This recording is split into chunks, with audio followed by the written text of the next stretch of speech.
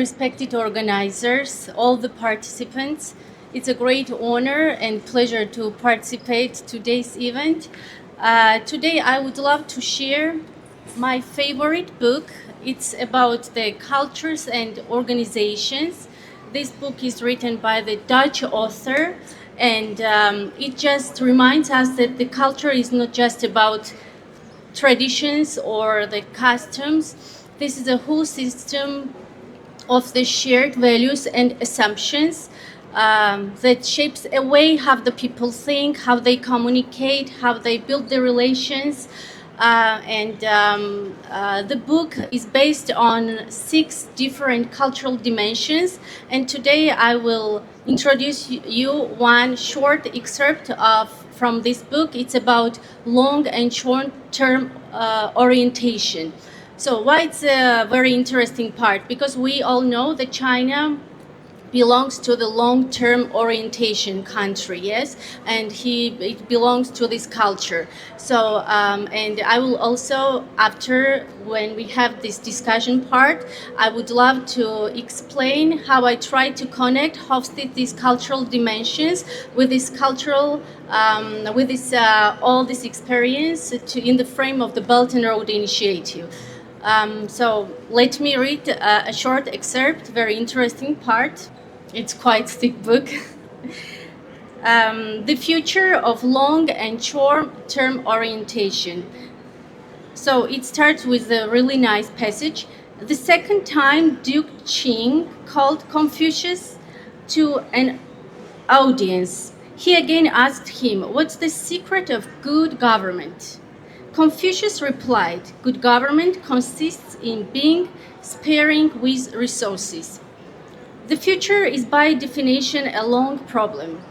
Our grandchildren and their grandchildren will have to live with the long-term consequences of our present actions. The question Duke Qing put before Confucius 2,500 years ago is still as topical as ever. What is good government? In 1999 to 2000, social scientists from East Asia, including China, Japan, and South Korea, and from Nordic Europe, Denmark, Finland, and Sweden, in a joint project surveyed representative samples of the population of their countries about the same issue. The survey showed differences in opinions about how the relationship between rulers and citizens should be, reflecting the country's different positions on the power distance and uncertainty avoidance dimensions. On the role of government as such, the survey showed remarkable consensus. A majority in all 6 countries supported a strong government to handle today's complex economic problems and did not believe that the free market can handle these problems without governmental involvement. Next to its role in the economy, the government tasks about which there was the strongest consensus were fighting environmental pollution and maintaining harmonious social relations. So the report on the Asian Nordic study takes issue with the ongoing process of globalization, perceived by the Asians as Westernization and by the Nordic Europeans as Americanization. It signals a value discrepancy between all 6 countries and what the authors see as the values behind this kind of globalization. In our interpretation, the main value-based objections of these Asians and Northern Europeans were directed against the short-term focus on this kind of globalization. Their research projects all scored more long-term than the United States. The respondents saw good government as future-directed, while the ongoing US and IMF-led globalization stressed quick fixes.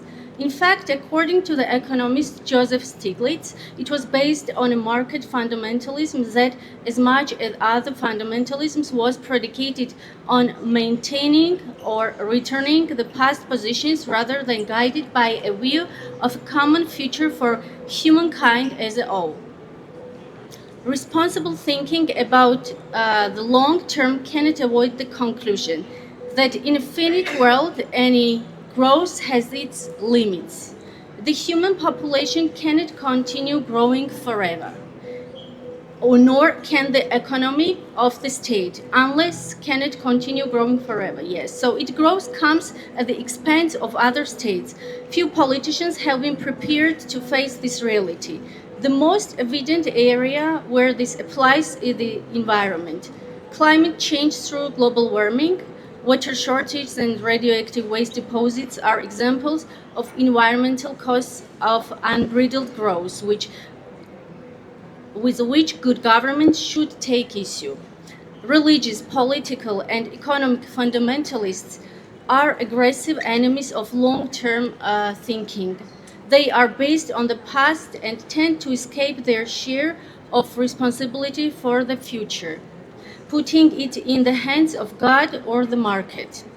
For example, in many parts of the world, an immediate threat to peace, health, and justice in human overpopulation. Adequate methods of family planning exist, but religious and economic fundamental methods of family planning, it's a remarkable concept to try to resist, making it widely accessible. So the economic importance of East Asia and in this 21st century is likely to increase.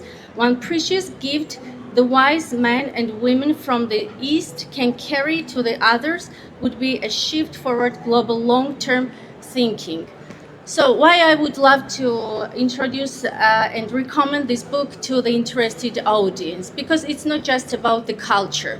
If we run the like very big scale organizations, and as the host mentioned about us, because we run the non-governmental organization in China, in Guangzhou, officially registered, and we have the many directions under this organization. So this really helps us to have to handle all very tough situations and how to have the good connection with the participants country on our platform. So when we have this discussion, I will try to explain you how I use this book in practical way and how it helps us to expand our organization in mainland.